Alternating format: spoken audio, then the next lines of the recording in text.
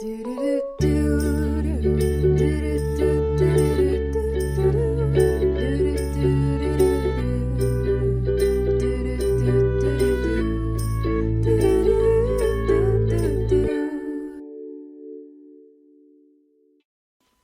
everyone, and welcome to today's episode. I am actually sitting here in my room in Arizona. So I'm back from Europe, thank goodness. Not thank goodness, I'm grateful that I got to go to Europe, but it's nice to be back in the United States. There are definitely things that are different, and so it is nice to be back to what I am comfortable with and am familiar with. Anyway, so I got back on technically the 15th, I suppose, since it was past midnight, but 14th, late at night, beginning of the 15th, and I slept the 15th, and then I was productive and tried to do a whole bunch of laundry and unpack and then repack. And then today, which is the 16th, I drove down to Arizona. 7.5 to 8 hour drive. So I made it. I survived. It started raining so bad. It was pouring and really intense. So I'm glad that everything was okay. I didn't really want to slow down though. I did here and there, but the rain didn't stop me. I made it home. So I'm grateful for that. I'm also grateful it was rain and not snow, but it was also 69 degrees outside. So I don't think the possibility of snow was very high, but I am grateful that it was just rain because snow is definitely more dangerous to drive in. So anyway, long story short, I am down here now in Arizona, and I actually brought my podcasting microphones with me because I like the little lapel mics, I really do, but these nice microphones are obviously better quality, and I thought, why not bring the better quality mics if I can? So that's what I decided to do. So here we are. Anyway, I am not going to post too long of an episode though today because, as I've mentioned, I went on a 2-week study abroad trip, or program, class, whatever, and then I got back 2 days ago, tried to rest, relax, restore, do laundry, unpack, and repack, and I'm now down in Arizona. So I've had kind of a busy couple of weeks, and am now just getting home in Arizona, and then I'll be here for almost exactly, actually I think it is exactly 2 weeks, and then I'll be driving back up to Utah. And then the day after I get back, unpack, repack, laundry. Hopefully I'll do laundry here actually before I go, so I'll go home with clean clothes. Anyway, then I will get back on a Tuesday night, and then I need to check into FSY training on Wednesday afternoon. So, crazy busy month of May for sure, and then June I'll be at FSY until the last week. So, I don't have a lot to tell you right now because I'm tired and I want to save all of my deep, lots of thoughts and interesting things that I've learned from Europe for a time when I'm less tired because I don't really want to go into it. But I did take really good notes, so I have that. For now, I'll just tell you a tiny little story. We were in Prague and we were walking up to the Prague Castle and we got separated from our group, so like half our group was with 2 professors, and then the rest of us were with like 5 or 6 professors, and as we were walking, we ended up going a different way than the other group did, because like I said, we got separated, and we ended up arriving at these stairs, and there was a ton of stairs, and we were like, oh no, here we go. So we started walking up these stairs, and when we got to the top landing, we noticed there was a guy on a motorcycle, and he looked like he was about to go down the stairs, and we were all shook, and so we just kind of stood there and waited, and there were 2 people next to him with a walkie-talkie and earphones or something, and so they were communicating with the people down below for when this guy could go, and we were sitting there like, wow, he's really got this all situated, and then we realized that they were actually filming a commercial for Red Bull, I think? Yeah, Red Bull. Because the whole Red Bull slogan is Red Bull gives you wings. And so, anyway, I think they were trying to give him wings. But we stood there for an awkward, like, minute and a half or 2 minutes. And then finally the steps were clear and there weren't people on them anymore. And so they gave him the clear, the go-ahead. He put his helmet on. Then we all watched him as he went down these stairs, down this landing, down the stairs, down the landing, down the stairs. And then he jumped, obviously. And then another motorcycle came across and, like, I swear they were going to crash, but they didn't. And we realized afterwards that that was planned. That was supposed to happen. But at first we were all like, oh my gosh, that was terrible timing. Like, they almost ran into each other and almost died. But I think actually that was planned. And it all worked out. But anyway, it would be funny if we were in that commercial, just in the back, this stupid Americans cheering, like, ah! But yeah, it is interesting, the different cultures and the different architecture, and just all of it, honestly. It was just really cool. So, I will definitely share more updates and more interesting stories and things that happened and things that I noticed. I took a huge long list of things that I noticed that are different from the States, and I want to share those eventually, but not today. So anyway, I am really excited. Oh, other little update. I know I was talking about that paper that I wrote about the personality analysis through a theory. I don't know exactly how well I described that, but I think I spent at least 20 hours on that paper, at least. And that's not an exaggeration. Like, I am pretty confident I spent at least 20 hours on it, because it was kind of separated into chunks, like, okay, the first 3 to 4 pages are due this time. Okay, now you need 6 pages or 7 pages. Okay, now you need, your final copy. And so anyway, it was kind of broken down, and it took me several hours each time, and then updating it, and then meeting with a writing fellow, because that was part of the assignment. So anyway, I at least spent 20 hours. I know it was at least 20 hours. I got an A on it. It was a 97, so I'm happy about that. He said it was something I should be proud of that paper, so I was like, cool. I'm not proud of that paper. I am proud of it, but also I'm just kind of glad it's over, because it was a lot. And like I said, 20 hours, that is a very long and crazy effort paper, because there are 10-page papers that you can bust out in 2 hours, and I don't mean that in that way, maybe like 3 hours, but ones that are a little bit easier, I don't know if that makes sense.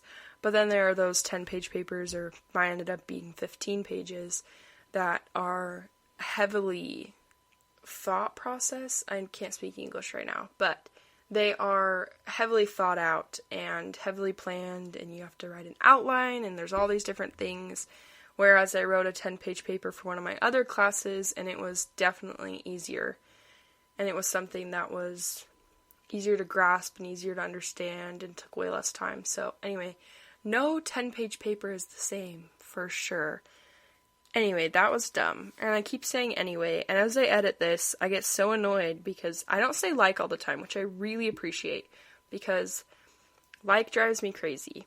And when people say like all the time, it just annoys me. Not in person, because normally I don't notice or pick up on it. But when I am editing my episodes and I say like, it drives me crazy. But luckily I don't do that very often. But I do say and so, anyway. And then sometimes I say and so anyway. And that's just embarrassing. So sometimes I have to decide if I take out the and so or if I take out the anyway. Because both of them is just redundant. And I seriously question my sanity when I do that. But anyway, as I say anyway a lot. Fun fact for anyone listening. Well, you're all listening. I promised that this would be imperfect, and here we are. What I'm trying to say is that I was questioning a long time ago if anyway or anyways was grammatically correct. And fun fact, anyways is always grammatically incorrect. It is never supposed to be anyways, it's always anyway. So, fun fact, if you ever want to sound smart, don't say anyways, because it's not a thing. It is grammatically incorrect. So, when people say anyway, I always feel so proud. Like, I just want to clap my hands. I want to say, though, that I did say anyways all of the time before I looked it up, so don't feel stupid. I mean, I literally looked it up on Google, and Google told me that that was wrong. So I've stopped ever since then. But, yes, if you want to sound smart, avoid anyways and use anyway, because anyways is not a thing. It's incorrect. Anyway, I really do say that word all the time. I've noticed that I really, really do. But I don't have a ton of other transition words. I also say okay. Like, I'll be like, okay. And then I'll say something next. You know, this is really just me rambling at this point. This is even interesting. I don't know. I was driving down to Arizona today, as I've mentioned, and I was listening to a podcast, and I was definitely interested, but it was also kind of telling a story. And I don't know how often I just tell stories. So maybe I should just do that more often, because stories are interesting. When I got here, the dogs were excited to see me, so that was fun. My parents are not animal people, so the fact that we have 2 dogs now is absolutely insane. And I talked to my dad about it tonight, actually. And I was like, did you ever think you were going to have a dog? And he was like, no way. And he's like, not even 1 dog, but 2. And I'm like, I know. But anyway, they're just these see, I said anyway again. I'm telling you, now that I pointed it out, you're not going to be able to hear anything else. Whoopsies. These 2 dogs are really tiny, though. They're really cute and super sweet, and they're basically just little snuggle bugs. So they're really fun, and my dad was playing fetch with one of them, which is why I was like, I cannot believe that this is happening right now. But we have them for the kids and for anxiety and stuff, because they're such good snuggle buddies, and they're not like official ESA animals, so support animals, but they are definitely really nice to have just to hold and snuggle when you're feeling anxious, and I know that's definitely helped my sisters and such, so I am grateful we have them. But what I'm trying to say is, the dogs were happy to see me, and I was happy about that, because I sometimes wonder if they forget about me, like, when I leave. And I'm not really a dog person either, or an animal person, but I do really love these 2 little dogs, because they're just so dang cute. Their names are Luna and then Stella, and if you don't know, Luna means moon, and Stella means star, so kind of cute. Anyway, they're really cute. They're actually half sisters, or sisters, but they're half, and anyway, they have the same mom, they don't have the same dad. Apparently, our dog, Luna, was the only cute one of that batch of dogs that they did, and so they used a different dad for the next breed that they did. I don't know if breed's the right word. The next batch, maybe, batch. And these dogs are a lot cuter, apparently, so yes, they're sisters, but Luna's like a year older or something, so anyway, they were excited to see me. My siblings, some of them kind of just like nodded at me. It's always interesting. It's interesting to me that I've been moved out for 2 years. Like, that is insane to me. Maybe it hasn't been 2 years already. It's almost been 2 years. But yeah, it's just crazy to me. Like, how is this even a thing that I've been moved out and that I live by myself? Like, whoa, I'm an adult. Anyway, see, I say anyway a lot. I'm telling you. Now that's all you're going to be able to hear. Uh-oh. So, moving on. I don't really have anything else for you today. I did want to let you know that I got a 97 on my paper, so yay for that. Also, a mini miracle occurred, and I ended that class with an A. I was for sure that I was going to get an A-, but for some reason, some miracle, I got an A. So grateful about that, because he put a placeholder grade in for all of our essays at an 85, so that we weren't surprised when we got our final grade if it like dropped a whole bunch. So because I got a higher grade, my grade went up, so I was grateful for that. So it's been good. I've been grateful that school's over now. I was asked to be a TA again, so I'm going to do that for this summer and this fall.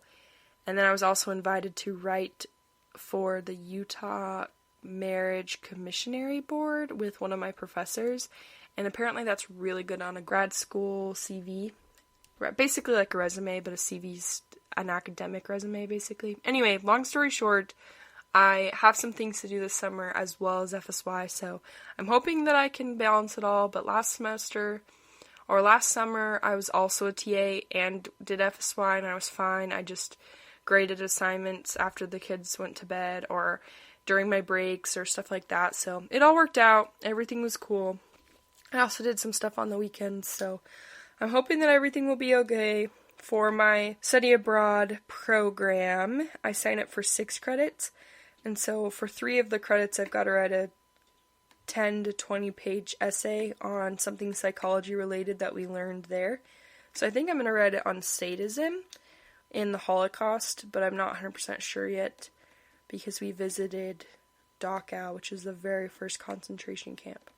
So I have a lot of stuff to share with you, a lot of content, and I wanted to really thank one of my friends, you know who you are, for reminding me when I was super, super anxious that this trip across the seas would give me a lot of stuff to talk about, and that kind of like helped me a little bit get excited to go, because I was excited, I was just really nervous, and she's like, just remember you're gonna be able to learn all these things and share all of these things with us and have more content. And that makes me sound so superficial, like, you're an Instagram influencer now, you're gonna go and have so much content, but not really like that. So, yes. See, my transitions are awful. I need to work on them. I really do. I just say so, yes, or I say anyway, or I say okay, or I say and so. So I do want to work on those, but for now, this is what you get, and it's imperfect, and it's a work in progress. So there you go. But anyway, as I say, anyway, quickly to share a quote of the day. So I have a list of quotes that I really liked from general authorities and stuff, and I haven't shared a lot of them in a while, but I do have them written down. So here's one that I haven't shared. It's by Gary E. Stevenson, and he said, "Don't let life's distractions eclipse heaven's light." I really loved this because it reminded me, or it makes me think about how there are so many distractions and things that we focus on when eternally there's a much bigger perspective and a much bigger goal and a much bigger plan. And so when I was in Europe, there were a lot of times that I got stressed about one little thing, or stressed about this, or stressed about that. And occasionally I would remember that in the grand scheme of things, this little detail didn't matter. This little detail wasn't something to stress over, and that really helped me. So keeping in mind that Gary Stevenson said, "Don't let life's distractions eclipse heaven's light," I encourage you to embrace heaven's light and embrace the goodness in your life and look at things through an eternal perspective as much as possible. Not easy, definitely easier said than done, but I do encourage you to think a little bit more about that.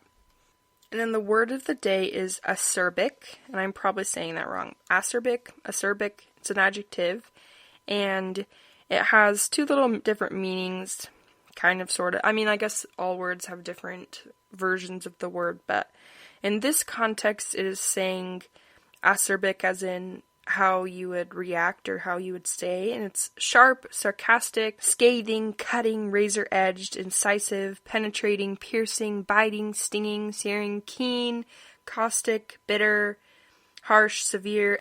So the example that it says is, "He was renowned for his abrasive manner and acerbic tongue." How I'm going to connect this today, because I was genuinely picking a random word today. I just went through my vocab list and grabbed this one, is that sometimes people in Europe had acerbic tongues. They just said things that were kind of sharp, sarcastic, and it was funny. We were at this one little restaurant, and there was this problem with trying to pay separately, and it was just kind of this whole mess, and someone behind us was waiting, and she was like, "Oh, I am so done with you Americans." And we were just all like, okay.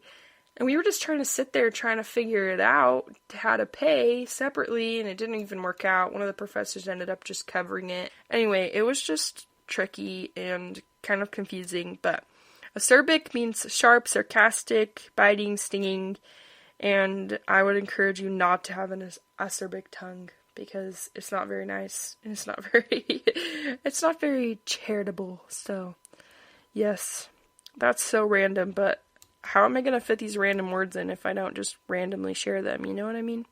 So, yeah, there you go. Thank you so much for listening. Don't forget to embrace imperfection, find meaning, satisfaction, and joy from the journey. I'm Kyra, and this is Imperfectly Broken, the podcast.